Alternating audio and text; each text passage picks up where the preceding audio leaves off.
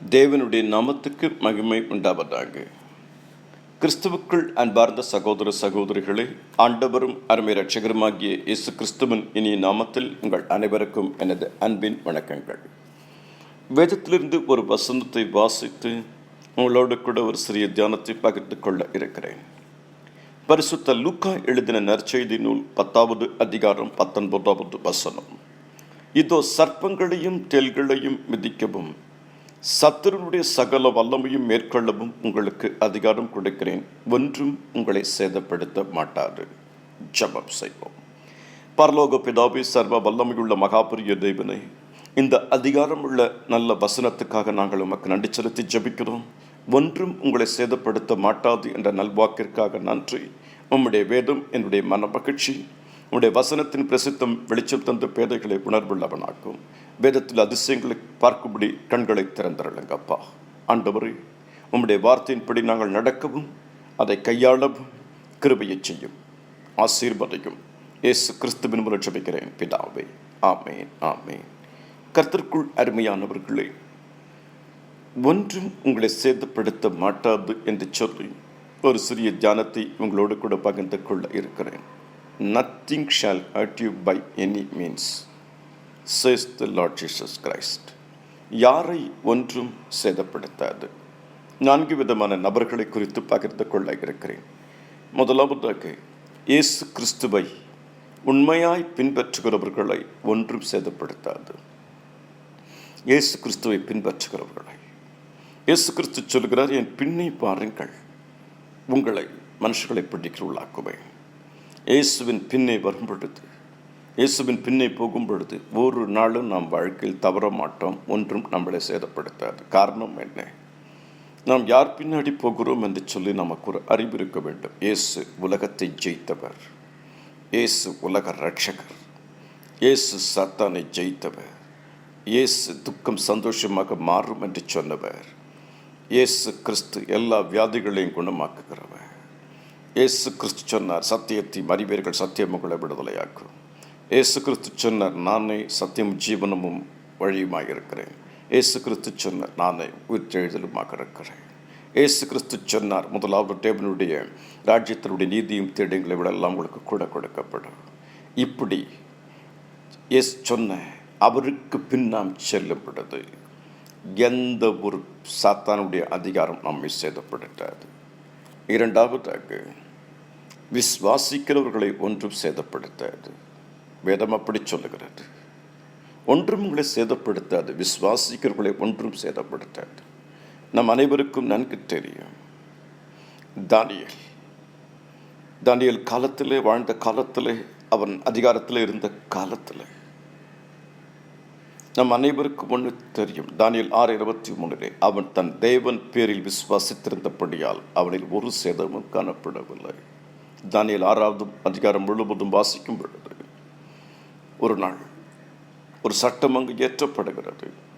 ராஜாவை தவிர வேறு யாரையும் 30 நாளைக்கு வணங்கக்கூடாது என்று சொல்லி தானியேல் மீது பொறாமை கொண்டு அன்றைக்கு இருந்தவர்கள் அப்படி செய்தார்கள். ஆனால் அந்த 30 நாளும் தானியேலுக்கு நன்கு தெரியும், அந்த பத்திரத்து கையெழுத்து வைக்கப்பட்ட போதிலும் தான் வழக்கப்படி 3 வேளை எருசலேமின் பலகணிகள் திறந்திருக்க முழங்கால் படியிட்டு ஜெபித்தார். விசுவாசத்தோடு தேவன் ஒரு தேவதூதனை அனுப்பி சிங்கங்களின் வாயை கட்டி போட்டார். காரணம், அவன் தன் தேவன் பேரில் விசுவாசித்திருந்தபடியால் அவனில் ஒரு சேதமும் காணப்படவில்லை. அதனால் தான் விசுவாசிக்கிறவன் வெட்கப்பட்டு போவதில்லை, விசுவாசிக்கிறவன் பதறான். விசுவாசித்தால் தேவனுடைய மகிமையை காண்பாய். தானியேல் தேவனை விசுவாசித்தார், அவருடைய மகிமை. தேவன் தேவதூதனை அனுப்பி சிங்கங்களின் வாயை கட்டி போட்டார். கர்த்தருக்குள் அருமையானவர்களே, இரண்டாவதாக, விசுவாசிக்கிறவர்களை ஒன்றும் சேதப்படுத்தாது. மூன்றாவதாக, தேவனை ஆராதிக்கிறவர்கள், தேவனை ஆராதிக்கிறவர்களை ஒன்றும் சேதப்படுத்தாது. காரணம் என்ன? கர்த்தர் துதிகளின் மத்தியில் வாழ்கிறவர். தானியேல் 3வது அதிகாரம் 17வது வசனம் சொல்லுகிறது, நாங்கள் ஆராதிக்கிற தேவனைகளை தப்புவிக்க வல்லவராக இருக்கிறார். அவர் எரிகிற அக்னி சூளைக்கும் ராஜாவாக்கிய உம்முடைய கைக்கும் நீங்களாக்கி விடுவிப்பார். 5வது வசனம் தானியேல் 3:25 சொல்லுகிறது, அதற்கு அவன், இதோ 4 பேர் விடுதலையாய் அக்னியின் நடுவில் உலாவுகிறதை காண்கிறேன், அவர்களுக்கு ஒரு சேதமும் இல்லை. 4ஆம் ஆளின் சாயல் தேவபுத்தனுக்கு ஒப்பாய் இருக்கிறது. ஏன் அவர்களுக்கு ஒரு சேதமும் இல்லை? ஷாத்ராக் மேஷாக் ஆபேத்நேகோ மூவரும் சொல்கிறார்கள், ராஜாவை பார்த்து, நாங்கள் ஆராதிக்கிற தேவனை தப்பு வைக்க வல்லவர். நேபுகாத்நேசர் ஒரு பெரிய கோல்டு கட் அவுட், தங்கத்தினால் ஆனப்பட்ட ஒரு சிறையை செய்து வைத்து இதை வணங்க வேண்டும். ஷாத்ராக் மேஷாக் ஆபேத்நேகோ மூவரும் சொல்லுகிறார்கள், நாங்கள் ஆராதிக்கிற தேவனை தப்பு வைக்க வல்லவர். அவர்கள் வணங்கவில்லை. 3 பேரையும் கொண்டு 7 மடங்கு அக்னி சூளையிலே போடுகிறார்கள். அப்பொழுது இயேசுவே அங்கு வந்து இறங்குகிறார். எங்கே 2 பேர் 3 பேர் நாமத்தினாலே கூடியிருக்கிறீர்களோ அவர்கள் மத்தியில் நான் இருக்கிறேன், உலாவுகிறேன் என்று இயேசு கிறிஸ்து திருவிழம் பற்றியிருக்கிறார். கர்த்தருக்குள் பிரியமானவர்களே, ஒன்றும் சேதப்படுத்தாது, யாரை ஒன்றும் சேதப்படுத்தாது. தேவனை ஆராதிக்கிறவர்கள், கர்த்தர் துதிகளின் மத்தியில் வாழ்கிறவர். துதி என்கிற கோட்டை எழுந்திருக்கும் போது சாத்தானுடைய கோட்டை அப்படியே கீழே விழும். கர்த்தருக்குள் அருமையானவர்களை, கடைசியாக ஜபிக்கிறவர்களை, இல்லையென்றால் ஜப ஆலயத்தில் தன்னோடு ஐக்கியம் வைத்துக்களை ஒன்றும் சேதப்படுத்தாது. பரிசுத்த லூக்கா எழுதின நற்செய்தி நூல் 4வது அதிகாரம் 33வது வசனம் இவ்வாறு சொல்லுகிறது, ஜபாலயத்தில் அசுத்தாவி பிடித்திருந்த ஒரு மனுஷன் இருந்தான். 4வது அதிகாரம் 34வது வசனம் சொல்லுகிறது, அவன், ஐயோ, நசரேயனாகிய இயேசுவை, எங்களுக்கும் உமக்கும் என்ன, எங்களை கெடுக்குவா வந்தீர், உம்மை இன்னார் என்று அறிவேன், நீர் தேவனுடைய பரிசுத்தர் என்று உரத்த சத்தமிட்டான். 4வது அதிகாரம் 35வது வசனம் சொல்லுகிறது, அதற்கு இயேசு, நீ பேசாமல் இவனை விட்டு புறப்பட்டு போய் என்று அதட்டினார். அப்பொழுது பிசாசு அவனை ஜனங்களின் நடுவே விடத்தள்ளி அவனுக்கு ஒரு சேதமும் செய்யாமல் அவனை விட்டு போய்விட்டது. கர்த்தருக்குள் அருமையானவர்களே, பிசாசு நம்மை ஒன்றும் சேதம் செய்யாது. காரணம் என்ன? ஜபிக்கிறவர்களுக்கு ஒரு சேதம் கிடையாது. ஜபாலயத்தோடு ஐக்கியம் வைத்திருக்க ஒரு சேதமும் கிடையாது. ஜபிக்கிறவர்களோடு இணைந்து ஜபிக்கும் போது ஒரு சேதமும் கிடையாது. ஜபமே ஜெயம். மூளையினால் சாதிக்க முடியாததை முழங்காலினால் சாதிக்கலாம். உனக்கு விரோதமாக உருவாக்கப்படும் எந்த ஆயுதமும் வாய்க்காட்டை போகும். யாக்கோபுக்கு விரோதமான மந்திரவாதம் இல்லை, இஸ்ரவேலுக்கு விரோதமான குறிச்சொல்லுதலும் இல்லை. தேவன் ஆவியாக இருக்கிறார். தேவனுடைய ஆவியானவர் எங்கேயும் அங்கு விடுதலை உண்டு.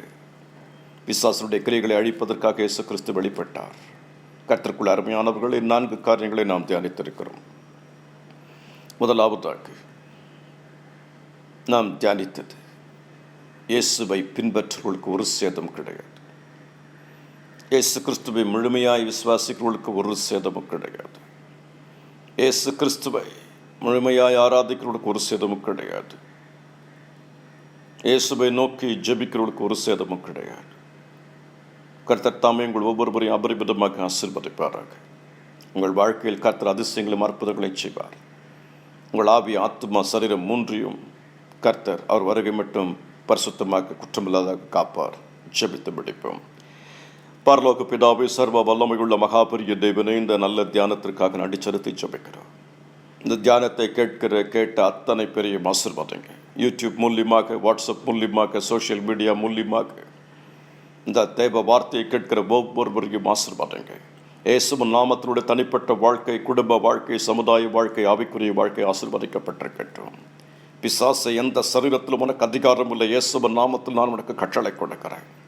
என் நாமத்தினாலே பிசாசுகளை துரத்துவீர்கள் என்று சொன்ன தேவனப்பா, இந்த ஜப நேரத்தில் இயேசுவே உம்முடைய நாமத்தின் மகிமைக்காக தரித்திர கட்டுகள் உடைக்கப்படட்டும், சாபக்கட்டுகள் உடைக்கப்படட்டும், பயத்தின் ஆவிகள் எல்லாம் அலறி ஓடட்டும். ஹல்லேலூயா.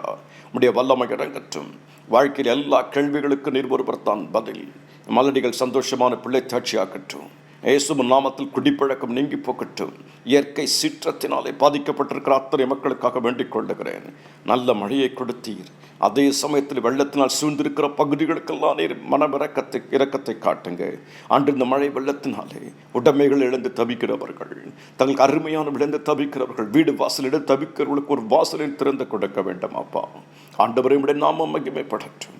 இப்படி நாமம் மகிமைப்படட்டும். இயேசுவின் நாமத்தில் டெங்கு ஃபீவர் எல்லாம் குணமடையட்டும் அப்பா. இயேசுவின் நாமத்தில் கடன்கள் நீங்கட்டும். இயேசுவின் நாமத்தில் திக்கற்ற பிள்ளைகள், அனாதைகள், விதவைகள் ஆசீர்வதிக்கப்பட்டிருக்கட்டும். வேலையில்லாத பிள்ளைகளுக்கு வேலை வாய்ப்புகளை நீக்கிடுங்கப்பா. மனச்சோர்வுகளை நீக்கி போடுங்க. குடிப்பழக்கத்தை நீக்குங்க. ஹல்லேலூயா. கணவனுக்கு மனைவிக்கு இருக்கிற கருத்து வேறுபாடுகள் எல்லாம் நீங்கிட்டுமாப்பா. வல்லமை, வல்லமை, வல்லமை இறங்கட்டும், அதிசயம் நடக்கட்டும். எல்லா துதிகன மகிமையுமாக்கு செலுத்துகிறோம். இயேசு கிறிஸ்துவின் மூலம் ஜெபிக்கிறேன் பிதாவே, ஆமேன் ஆமேன். கர்த்தராகிய இயேசு கிறிஸ்துவின் கிருபை உங்கள் அனைவரோடு கூட இருப்பதாக. என் ஆத்துமாவே கர்த்தரை ஸ்தோத்திரி, என் விடுபிள்ளை என்னுடைய பரிசுத்த நாமத்தை ஸ்தோத்திரி. என் ஆத்துமாவே கர்த்தரை ஸ்தோத்திரி, அவர் செய்த சகல உபகாரங்களையும் மறவாதே. ஆமேன். ஒன்றும் உங்களை சேதப்படுத்தாது. ஆமேன்.